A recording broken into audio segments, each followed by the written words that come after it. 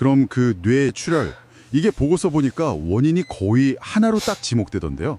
만성고혈압, 맞죠? 어떤 걸 제일 조심해야 할까요? 가장 중요한 특징은요. 증상이 갑자기 나타난다는 거예요. 정말 갑자기요. 갑자기요? 네. 그리고 혹시라도 벼락두통이라고 들어보셨나요? 벼락두통이요? 네, 정말 태어나서 생전 처음 겪어보는 머리가 깨질 것 같이 극심한 두통. 이게 갑자기 시작되면요. 이건 정말 지체하면 안 됩니다. 바로 응급실로 가야 하는 아주 강력한 신호예요. 안녕하세요. 오늘은 당신께서 공유해 주신 뇌출혈 예방과 위험성 심층 분석 보고서, 이걸 가지고 좀 깊게 파고들어 볼까 합니다. 뇌졸중 중에서도 특히 결과가 치명적일 수 있다는 뇌출혈. 여기에 대해서 꼭 알아야 할 내용 중심으로 이야기 나눠보죠. 네, 안녕하세요. 이 뇌출혈이 사실 뇌경색보다는 발생하는 빈도는 좀 낮아요. 그런데 사망률은 훨씬 높거든요. 아, 그런가요? 네, 혈액이 터져 나오면서 뇌 조직을 직접 누르고 손상시키기 때문인데요. 그래서 오늘은 제공해주신 자료를 토대로 이 뇌출혈이 도대체 뭐고 왜 생기는지, 그리고 제일 중요한 거 어떻게 예방할 수 있는지 핵심만 좀 짚어보겠습니다. 좋습니다. 듣는 당신께서도 건강관리에 실질적인 도움을 얻어가시는 게 저희 목표니까요. 맞습니다. 그럼 바로 본론으로 들어가 볼까요? 보고서에도 나와 있던데 뇌출혈 종류가 있잖아요. 뇌실질내 출혈이랑 지주막하 출혈. 이게 정확히 뭔가요? 네, 그게 대표적인 두 가지인데요. 뇌실질내 출혈은 말 그대로 뇌실질, 그러니까 뇌 조직 안쪽으로 피가 터져 나오는 거예요. 작은 혈관들이 터지는 거죠. 아, 뇌 안쪽에서요? 네.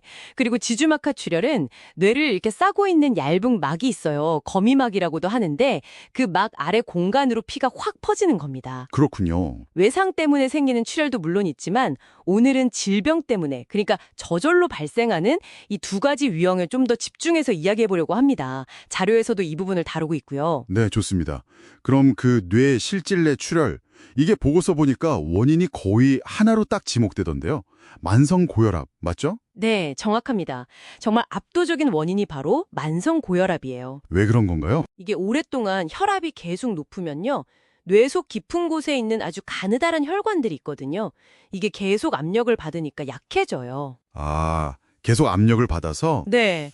그러다 보면 샤르코 부샤르 미세동맥류라고 해서 혈관 벽이 약해져서 아주 작게 꽈리처럼 부풀어 오르는 부분이 생기기도 해요. 이게 일종의 시한폭탄 같은 거죠. 어휴, 그러다가 어느 순간 스트레스를 받거나 해서 혈압이 확 치솟으면 그 약해진 부분이 터져버리는 겁니다. 아, 정말 수도관 터지는 거랑 비슷하네요. 네, 비유가 아주 적절합니다. 그럼 지주막하 출혈은 원인이 좀 다른가요?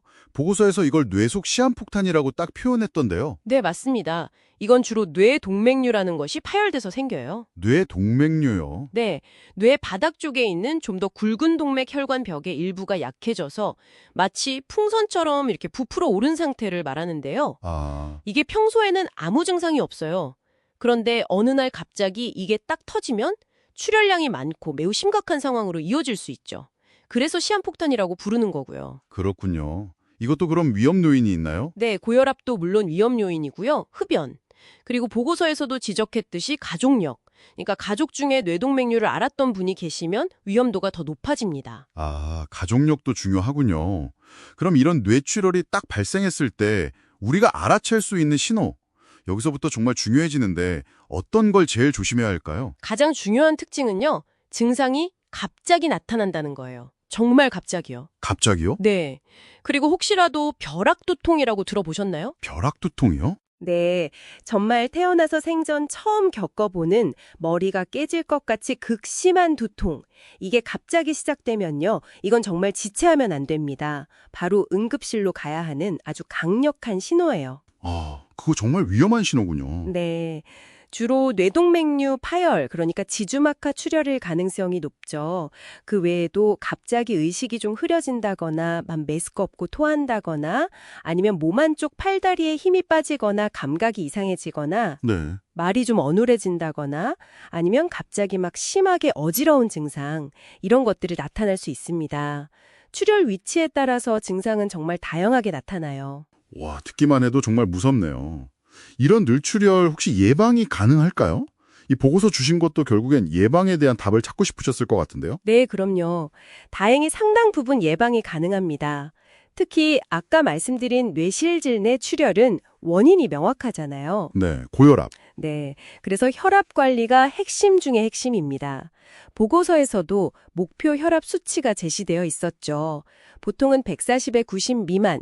근데 만약 당뇨병 같은 다른 위험 요인이 있다면 더 철저하게 130에 80 미만으로 조절하는 것이 정말 중요합니다. 혈압 관리가 정말 기본이군요. 그럼 혈압 말고 우리가 일상에서 좀 더 적극적으로 할 수 있는 예방법들은 또 뭐가 있을까요? 보고서에도 여러 가지가 있었던 것 같은데요. 네, 결국은 건강한 생활 습관 전반이 다 중요해요. 일단 식단, 짜게 먹는 거 줄여야죠. 그리고 채소, 과일 충분히 먹고요. 동물성 지방 섭취는 좀 줄이는 게 좋고요. 네. 그리고 규칙적인 운동, 뭐 거창한 거 아니더라도 꾸준히 유산소 운동하는 거, 또 적정 체중 유지하는 것도 중요하고요. 그리고 이건 정말 아무리 강조해도 지나치지 않는데요. 뭔가요? 금연입니다. 절대 금연. 보고서에서도 흡연의 위험성 상당히 강조했죠. 담배는 혈관 건강에 정말 최악입니다. 네. 술도 당연히 줄여야 하고요. 절주. 그리고 만약 당뇨나 고지혈증 같은 병이 있다면 이것도 철저하게 관리해야 하고요. 그렇군요. 생활 습관 전반을 다 건강하게 가져가야 하는 거네요. 혹시 미리 좀 위험을 발견할 수 있는 검사 같은 것도 도움이 될까요? 보고서 마지막 부분에 그런 내용이 좀 있었던 것 같은데요. 아, 네. 도움이 될 수 있습니다. 특히 아까 말씀드린 뇌동맥류 가족력처럼 보고서에서 지적된 고위험 요인이 있는 분들이라면요. 뇌 MRA나 CT 혈관 조영술 같은 검사를 고려해 볼 수 있어요. MRA나 CT요? 네, 이게 뇌혈관 모양을 3차원으로 자세히 볼 수 있어서 혹시 터지기 전에 뇌동맥류가 있는지 미리 발견하는 데 도움을 줄 수 있습니다. 오, 그리고 목에 있는 경동맥 초음파 검사도 있는데요. 이건 비교적 간단하면서도 우리 몸 전체의 동맥경화 상태를 좀 가늠해 볼 수 있는 좋은 지표가 되고요. 그렇군요. 검사도 고려해 볼 만하네요. 자, 오늘 당신께서 주신 자료를 바탕으로 뇌출혈에 대해서 정말 깊이 파고들어 봤는데요. 정리해보면 뇌출혈이 분명히 위험하긴 하지만 원인을 알고 꾸준히 관리하면 충분히 예방할 수 있다. 그리고 그 핵심에는 혈압 관리, 건강한 생활 습관, 그리고 무엇보다 금연이 있다는 걸 다시 한번 확인할 수 있었습니다. 네, 맞습니다. 뇌출혈이 발생했을 때의 위험 신호를 아는 것도 물론 중요하죠. 하지만 더 근본적이고 중요한 것은 평소에 꾸준히 생활 관리를 해서 위험 요인 자체를 줄여나가는 노력입니다. 네. 오늘 저희가 나눈 이야기, 이 자료에서 강조된 내용들을 바탕으로 실천하는 것, 그것이 가장 강력한 예방책이 될 거라고 생각합니다. 네, 오늘 저희의 심층 분석을 들으시면서 당신의 건강 관리를 위해 이것 하나만큼은 내가 꼭 좀 바꿔봐야겠다. 이렇게 마음먹은 부분이 혹시 있으신가요? 다음 저희 심층 분석 때까지 그 답을 한번 찾아서 실천으로 옮겨보시는 건 어떨까 하는 생각을 전해드리면서 오늘 마무리하겠습니다.